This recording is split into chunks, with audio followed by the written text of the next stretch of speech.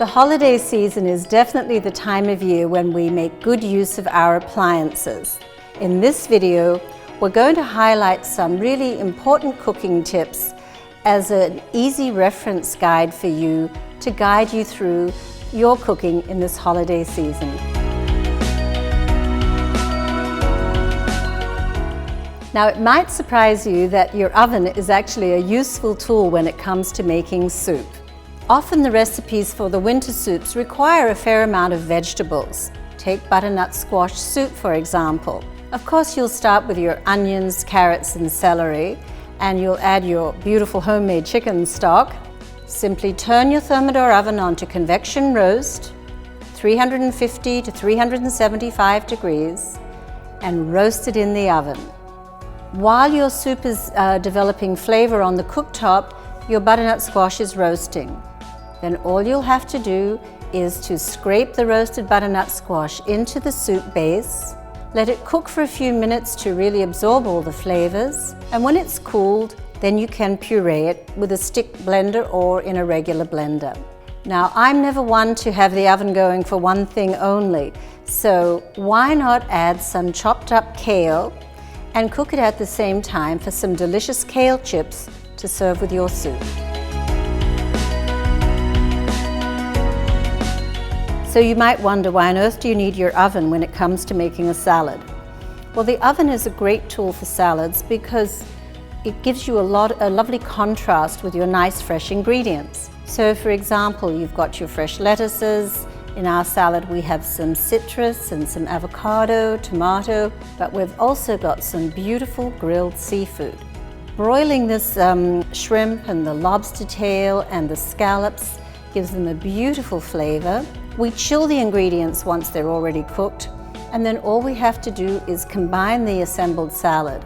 This makes serving the dish very easy on you.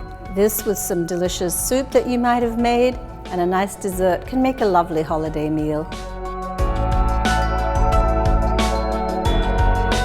Roasting a turkey can appear to be a monumental challenge, but with a convection oven, it's actually completely easy to cook.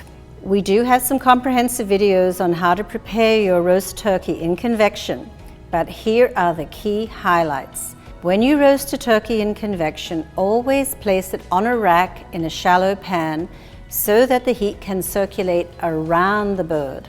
If the pan has high sides, obviously it will not brown very well there. We recommend you don't put the turkey directly on a pan, because as the pan gets hot, it will leach moisture out of the turkey and splatter it all over the oven. There's no need to brine a turkey when you roast it in convection. You never have to turn it and you never have to baste it. The timing will astound you. This 13-pound turkey cooked in 1.5 hours. A 20-pound turkey will cook in approximately 2 hours. We do not tie the turkey legs up tight to the body, so we want the air to really circulate evenly next to the body. Just put a skewer through the legs so that the turkey stays balanced. The videos we have online will show you how to capture the juices for gravy, and of course we do recommend you make a giblet stock to have additional juices for the gravy. The turkey cooks very quickly, and when it comes out of the oven, it requires resting. The resting, carving, and gravy making process should take you approximately 50 minutes. Now you can load all your side dishes into the oven. Root vegetables and casseroles take approximately 40 minutes to cook. See where we're going with this? The turkey will be ready, the gravy will be ready, and all your side dishes will be ready to serve at the same time.